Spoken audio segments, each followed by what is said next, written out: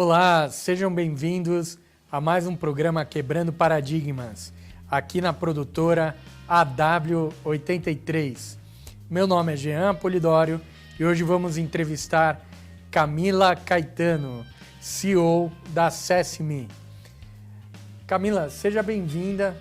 Gostaria que você contasse um pouco da sua história de vida, um pouco da sua trajetória até esse momento de empreender, esse momento em que você tem passado com esse grande projeto que é Acesse-me. Primeiro, obrigada pela oportunidade e, assim, começando da minha trajetória, sobre a minha vida, eu costumo dizer que eu sou a filha da Luísa e do Nelson, né? A Luísa era uma cabeleireira, o Nelson motorista de táxi, e quando eles me receberam, né? Quando eu cheguei no hospital, eles não ficaram sabendo que eu tinha nascido com uma deficiência, então na troca de fralda, eles viram que tinha uma deficiência, mas não entendiam o que era. E assim, a gente sempre foi muito simples. E essa simplicidade é realmente de morar na periferia, de ter dificuldade para poder, né, ter as coisas do dia a dia, o simples, né?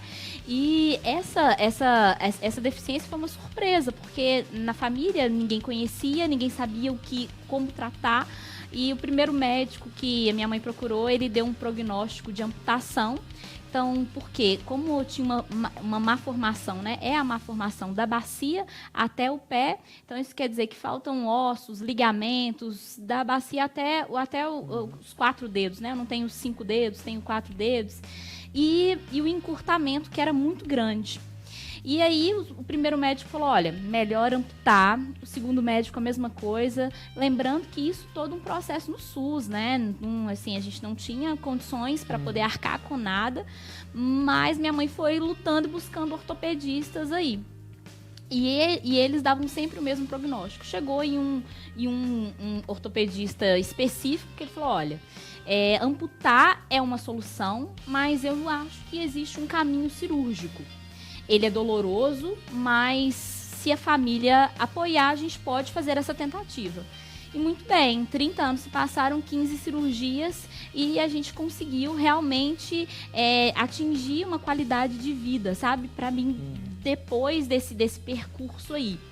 Mas assim, já eu digo que foi muito suor até aí, sabe? Porque eu comecei o meu processo cirúrgico com 5 anos de idade. Então, dos 5 anos, a gente tem um hospital que é muito grande, de referência, na minha cidade, que é Belo Horizonte, e lá chama Hospital da Baleia. E esse hospital me acolheu, assim, eu ficava meses, sabe? A internação durava muito. Não era uma coisa como hoje, é mais rápido, né? Então, todo esse processo era muito intenso. Então, dos 5 anos até os 14, eu fiz essas cirurgias por sequência, sabe? As 12 primeiras foram todas em sequência. E ali eu tinha que estudar no hospital, eu lembro que todas as crianças estavam ali, a gente fazia corrida de cadeira de roda, sabe? Era assim, a gente tinha uma vida ali dentro daquele hospital que virava a nossa casa, de fato, sabe? E dentro de todo essa caminhada aí, eu lembro de coisas que são chave, assim, na minha cabeça, que era a dificuldade dos meus pais de chegar até o dia da visita. As mães não podiam ficar naquela época, sabe? Então a gente ficava com as enfermeiras, né? As pessoas que estavam ali no hospital de apoio.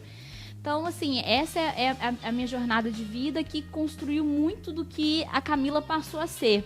Mas eu digo que uma coisa muito, muito importante foi que os meus pais, né, sempre viveram de maneira simples. E a minha mãe sempre teve um salão ali, em casa mesmo. E eu sempre vivia do comércio ali, né? Era aquilo tudo que a gente vivia dentro do nosso contexto de família para poder arcar com tudo. Minha mãe sempre priorizou muito estudo. E desde cedo hoje eu não sei como que é, mas antigamente os pais iam dormir nas filas para poder conseguir a ficha para que a criança fizesse uma prova para poder estudar nas escolas com bolsa.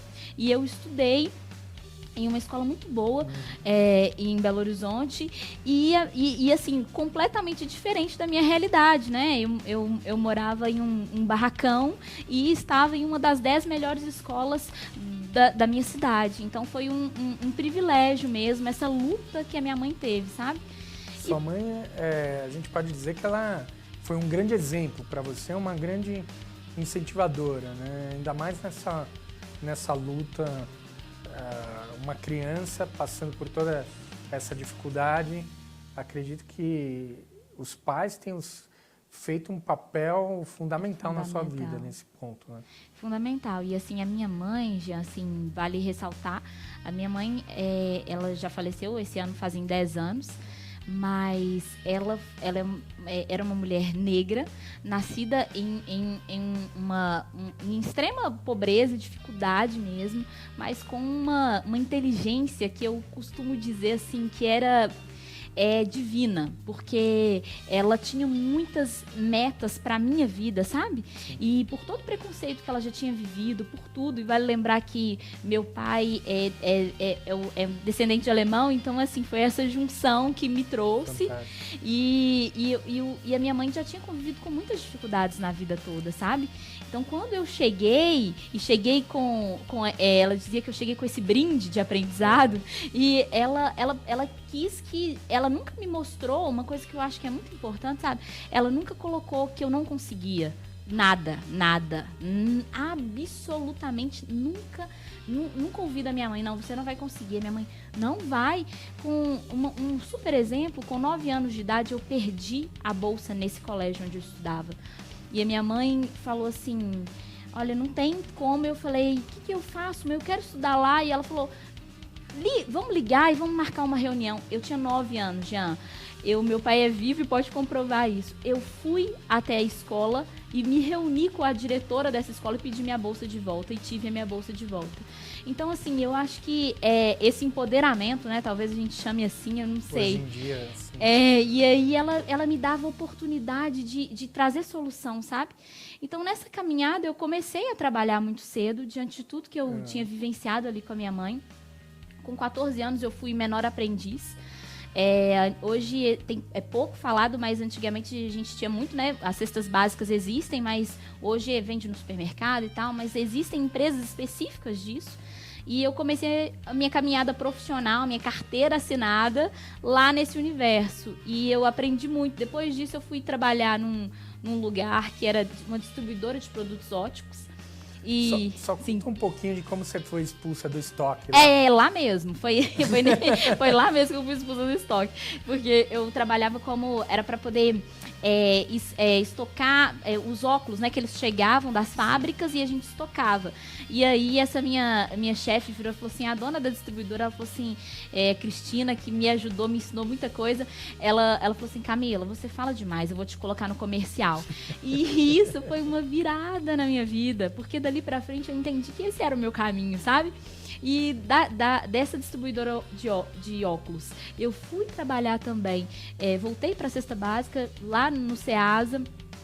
E aí eu costumo dizer que veio aquele período de crise, né? 2007, 2008, mais ou menos isso.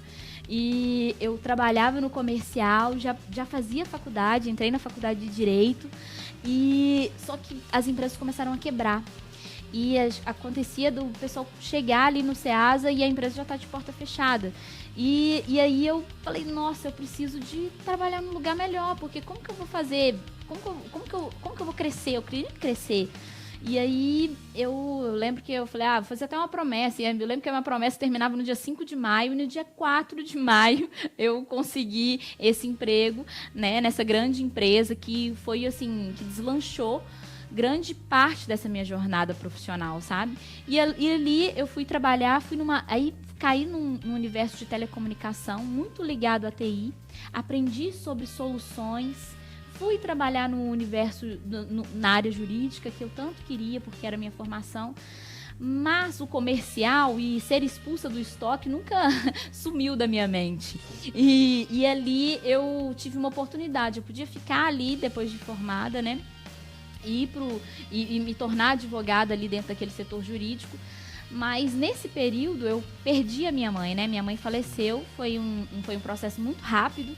E eu digo que quando eu perdi a minha mãe, eu não perdi só a minha mãe, né? Eu perdi a minha mãe, eu perdi o meu pai, porque naquele período ele não esteve ali comigo, eu fiquei sozinha com a minha mãe e perdi a minha casa, que onde a gente morava não tinha como uma pessoa doente ficar ali. Mas vale o aprendizado, porque a minha mãe me deixou pronta, né? Eu estava com 19 para 20 anos aí, mas eu realmente estava preparada para vivenciar aquilo tudo. E logo depois eu me formei, e quando eu me formei, eu já tive uma oportunidade de ir para a área comercial. Olha, eu sendo expulsa de novo. E aí, essa oportunidade de ir para a área comercial, o direito foi muito importante, porque era para trabalhar numa área de governo, para licitação e tal. Então, esse conhecimento era importante. E ali já comercial mais técnico. Mais técnico, isso, mais técnico, porque tinha esse aprendizado aí de telecomunicação e de TI, porque já naquele tempo já fervia essa questão da TI, sabe? Sim. Olha, soluções, isso é uma coisa importante e tal. E isso foi entrando na minha cabeça, porque eu tinha uma formação, olha, eu vendia arroz e feijão, né? Lembra que eu vendia arroz e feijão, vendi óculos, fui formada em Direito e caí no universo para vender tecnologia e telecomunicação. E ali eu fui aprendendo muita coisa. Transitei entre empresas, sabe? E tive várias viradas de chave aí, sabe? Mas nesse processo de várias empresas multinacionais, empresas que me deram muitas oportunidades, assim, pessoas que passaram na minha vida e que me ajudaram muito, que me fizeram crescer. E fui tendo sucesso na carreira como, né, a nomenclatura executiva de negócios, né? Fui crescendo, fui tendo oportunidades, mas eu digo que depois que a gente tem filho também, talvez tenha uma outra virada de chave, né? Nesse processo eu me casei, fiquei grávida da minha filha Isis, e aí eu comecei a pensar o seguinte, que uma coisa que me acompanhou a vida toda, eu nasci com uma deficiência, consegui adquirir qualidade de vida, mas tinham algumas coisas que eu sempre voltava e pensava nelas. Primeiro, né, que a minha mãe teve que andar 21 médicos para conseguir uma solução diferente do que 20 médicos falaram com ela, e que possivelmente isso ainda continuava. E eu demorei 15 anos para poder achar um lugar que fazia um sapato adequado para mim, porque meu sapato não dá para entrar na loja e comprar. Não, você tem que mandar fazer, tem que ser modulado e tal. O meu pé é muito menor, um é 32, o outro é 35, então não dá. E aí eu pensava, a tecnologia, por que eu caí nesse universo? Tecnologia, facilidade, o que eu posso criar para poder desenvolver e facilitar essas conexões, né? A gente fala de rede de apoio, a gente fala de ecossistema. O que eu poderia fazer, sabe? E aí, nesse universo, a Acesse-me começou a borbulhar, sabe? Era uma inquietude, era uma coisa de doido, que eu falei, eu vou fazer um mestrado para eu poder entender mais esse universo de inclusão. E aí, na hora que você se depara, você fala, peraí, mas eu sou uma pessoa e existem 45 milhões de pessoas com deficiência no Brasil. Só no Brasil, né? Só no Brasil. É 1/4 da população, a gente estava conversando, né? No mundo é 1 a cada 7. No Brasil, a gente tem um índice mais alto até do que a média mundial, né? Mais alto. Impressionante. Isso é que a gente conta como as deficiências severas são 15 milhões e as outras deficiências somam 45 milhões. Então, cada pessoa dessa, seja uma mãe que hoje está esperando um filho e ela já sabe que ele vai nascer com uma deficiência, seja uma pessoa que sofre um acidente e que ela nunca teve um contato com esse universo e de repente ela fala, e agora? Ou uma doença muito rara, que a gente fala assim, essa doença de repente aparece para essa família e ela quer entender, sabe? Eu costumo dizer o seguinte, que é a Camila de hoje, a Camila que está nascendo hoje.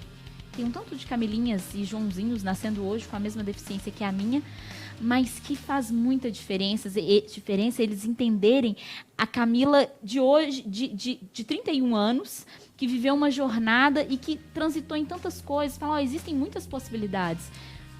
Eu queria só fazer um corte para que as pessoas entendam o que é Acesse-me, né? Porque a gente está falando desse seu sonho, mas o nosso público ainda não sabe o que é Acesse-me. Fala um pouquinho, claro, só para eles entenderem o o porquê dessa caminhada, né? Sim, então, a Acesse-me, ela é uma plataforma que conecta jornadas, né, experiências de pessoas com deficiência ou doenças raras. E nessa experiência que ela compartilha, ela também compartilha quem foi essa rede de apoio. E a gente costuma dizer que quem é essa rede de apoio? Se eu sou um cadeirante e eu tenho um mecânico de cadeira de rodas, eu tenho um fisioterapeuta, eu tenho um fonoaudiólogo, mas eu também tenho um educador físico. Um artesão para fazer um sapato. Um artesão, né? para fazer um sapato. Então, assim, essa rede de apoio é muito grande, né? Eu tenho diversos profissionais que estão atrelados e diversos serviços que estão atrelados e que, às vezes, eles ficam escondidos, sabe? Recentemente, a gente conheceu um parceiro que exemplifica muito bem isso. Esse parceiro, o que ele facilita? Tem pessoas, Jean, que elas têm convulsões por movimentos e muitas convulsões. E essa parceira específica, ela criou através do conhecer essa jornada. Ela trabalha com moda e ela viu um sobrinho que tinha essa doença e que ele não poderia movimentar, ele gerava muitas convulsões. Ela criou o quê? Ela criou roupas inclusivas para poder facilitar isso. Então, você quer falar o nome do parceiro? Sim, é a Frida. Frida é moda inclusiva. E assim, é extremamente importante e legal, porque eles facilitam demais, sabe? Eu usei aparelho durante muitos anos da minha vida e esse aparelho, ele é externo. As roupas são super difíceis. Quando você traz a moda inclusiva, como esse exemplo, a moda inclusiva, ela facilita a jornada dessa pessoa, porque é o dia a dia. Ir ao banheiro são coisas simples, né? E pelo que eu navegando no seu site, que não é mais que um site, né? Ele é uma plataforma. Hoje ele é qualificado como crowdsourcing, né? Isso, exato. Que nada mais é do que uma rede de ajuda, de apoio. E as pessoas também, elas contam as suas histórias, mesmo quando a gente fala no mesmo segmento, né? Sim. Aquele deficiente contando a história dele para outra pessoa que está ouvindo ali, porque eu acho que também existe uma outra doença. E é uma doença que vai além da deficiência, que é a doença de estar com a deficiência aqui dentro, dentro da cabeça Sim. das pessoas. Sim. Porque você superou. Você teve, até ia comentar, mas queria esperar uma oportunidade para falar que a primeira quebrando paradigmas, aqui, momento de quebra de paradigma, foi a Dona Luísa. Sim. Porque a Dona Luísa foi lá, teve um diagnóstico negativo, foram 20 diagnósticos que diziam amputação, ela foi no 21º, um médico, como a gente estava conversando, com menos experiência, que foi outro quebrando paradigma, que assumiu a responsabilidade e falou, não, vamos fazer esse experimento. E hoje ele é referência mundial nisso. Sim. Olha para você ver, 30 anos depois. Então são vários momentos quebrando paradigmas aí que envolve a questão aqui, né? Não só a questão física. A questão física, ela é um problema, né? Mas você mostrou que com essa cabeça de lutar, batalhar, vencer não só a deficiência física, mas a situação de pobreza, a dificuldade de estudo e tudo mais, né? Eu creio que aí que está um grande ponto nessa rede de apoio. Né? Mostrar pessoas que superaram a deficiência, mas com o fortalecimento de outras áreas. Sim. Inclusive a mental, que eu acho que entra um pouco no que você estava falando do seu mestrado também, né? Ele foi um mestrado em desenvolvimento humano. E aí, justamente para isso, porque eu sempre falava assim, mas eu preciso de ter embasamento, né? E aí, talvez por esse legado que a minha mãe me deixou, assim, de quanto... Vai, estuda. Então, estuda que resolve. Ela sempre falava isso, estuda que resolve. Então, eu estava incomodada, um momento incomodado, o qual eu queria fazer alguma coisa. E, de fato, né? E aí, no processo do mestrado, no processo de entender, de pegar a literatura, de falar, peraí, quem são essas pessoas? Qual é o problema da inclusão, né? Como é importante a diversidade, né? A gente fala hoje de sustentabilidade, mas não existe sustentabilidade sem diversidade, sabe? As pessoas... existem cotas, existem diversas coisas que apoiam, né, para que as pessoas com deficiência elas possam ter a mesma igualdade de oportunidade, né? Isso é muito importante, porque as jornadas, eu contei aqui da minha jornada, que representa 0,01% das dificuldades inúmeras que as pessoas com deficiências muito mais severas do que a minha passam, né? Viver essas cirurgias já demonstra, nossa, você fica internado, você tem que estudar do hospital, tem que fazer um tanto de coisa. Eu tive a sorte de ter a minha mãe ao meu lado, mas no mais, a gente tem a importância de você enxergar outras pessoas com a mesma dificuldade, é justamente falar assim, não, existe possibilidade. Porque o que eu imagino assim que seja mais triste, isso que está aqui dentro, é quando a gente fecha as possibilidades. Essa semana, e especificamente, eu tive a oportunidade de encontrar com uma menina, a Laurinha. Ela tem 6 anos e está indo para a 2ª cirurgia de alongamento. Ela nasceu com a mesma deficiência que a minha. E foi muito interessante, porque na hora que o pai dela me viu e a mãe dela, foi uma coisa assim, eu senti a felicidade deles, sabe? Eles estavam me vendo como assim... Como um exemplo. Porque, sabe, deu certo, sabe? Possivelmente eles receberam muitos prognósticos, como a minha mãe também, e eles sabem que é um tempo de luta. Não é fácil o processo cirúrgico que a Laurinha vai viver, mas na hora que eles me viram, eles falaram, existem possibilidades aí dentro. Então eu acho que tá muito dentro disso. E assim, entender que dentro dessa experiência da Camila, existem muitas experiências e oportunidades de serviços especializados, profissionais competentes, sabe? É muito bom a gente saber que a gente não tá só, né? Então, o interessante de tudo isso, Camila, é como você juntou várias coisas, né? Então, a ideia também é a gente falar de algumas habilidades dos profissionais. Então você juntou o seu conhecimento em direito, a sua história de vida, o seu conhecimento depois em tecnologia e tudo isso, e depois, claro, o seu mestrado em desenvolvimento humano para criar algo que envolvesse tudo isso. E aí vai o grande exemplo, mais uma vez, da sua mãe, mas sua determinação, que pôs isso em prática. E entra um item muito importante, eu acho que nos dias de hoje, eu tenho amigos psicólogos que falam, a gente está evoluindo para inteligência artificial, robótica, os trabalhos vão ser substituídos, mas a gente ainda tem briga de trânsito, porque o cara não deu seta. A gente precisa evoluir também como ser humano, né? A gente precisa evoluir para essas cadeias onde o relacionamento humano ele passa por uma outra etapa. Gostaria que você falasse um pouco do papel de vocês nesse ponto, né? De não só transformar um relacionamento humano, mas agregar tecnologia a isso também. Eu acho que quando a gente pega essa porque é a conexão, né? A gente faz essa conexão e o quanto é importante a história. Quando a gente fala de crowdsourcing, que às vezes é uma palavra nova pra gente, mas é a oportunidade de dar voz às experiências. A sua experiência, com certeza, pode agregar muito na minha vida. E quando a gente coloca essa experiência para o outro, né, dá voz a esse relacionamento que é criado ali dentro dessa conexão, fica brilhante. Por quê?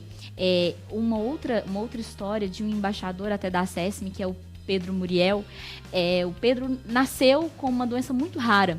E cai muito dentro disso tudo que a gente está falando. Ele nasceu com uma deficiência muito rara. E ela é altamente degenerativa.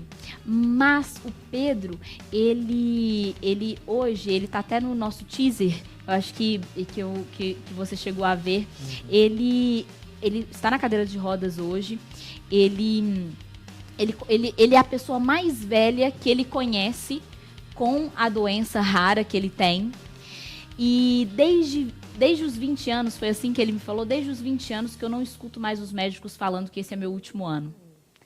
Então eu acho que todo mundo que está vindo depois do Pedro ganha uma força demais. Então eu acho que esse relacionamento humano aí que você tem quando você descobre que você tem essa doença, que é a síndrome da espinha rígida, que é a que o Pedro tem. Você descobre isso e você olha pro Pedro. O Pedro, há um ano atrás, ele produziu um show que chama Poema Cast. O Pedro, ele fala diversos idiomas. O Pedro é uma pessoa brilhante. Então eu acho que... E ele tem uma rede de apoio que ajuda para que ele seja essa pessoa brilhante. E isso a gente só consegue se relacionando com outra pessoa, só ouvindo o outro e deixando essa história transbordar. Eu vou deixar 2 perguntas, né, antes da gente chegar no final do programa. E gostaria que você falasse um pouco para o nosso público o que foi o seu propósito para chegar, desenvolver toda essa ideia. Eu entendo que o propósito até no início da sua carreira, até certo ponto, era se sustentar. Sim.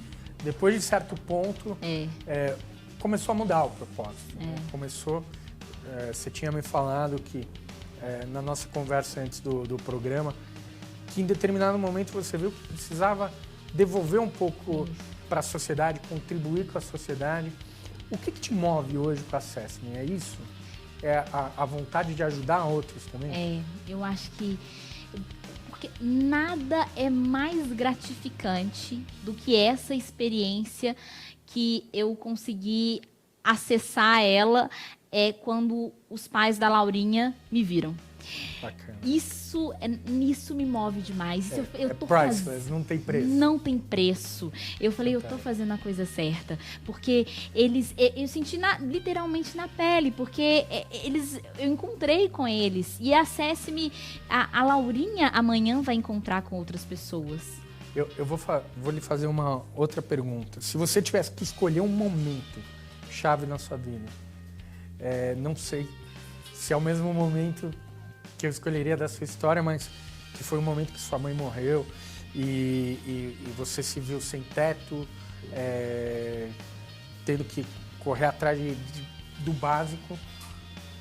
Qual momento você escolheria como um momento de quebra de paradigma? Que você disse assim, esse é o momento que eu vou ter que pegar o que eu sei hoje, tudo que eu vivi até hoje, e passar para um próximo nível. Qual que foi esse momento para você? Eu acho que quando eu recebi, a parte da minha mãe é muito importante, mas quando eu ganhei a minha filha, eu olhei muito para trás. E aí, ganhei a minha filha, olhei para trás, eu vi que a minha filha, ela tem a mesma genética que a minha, mas ela nasceu sem uma deficiência.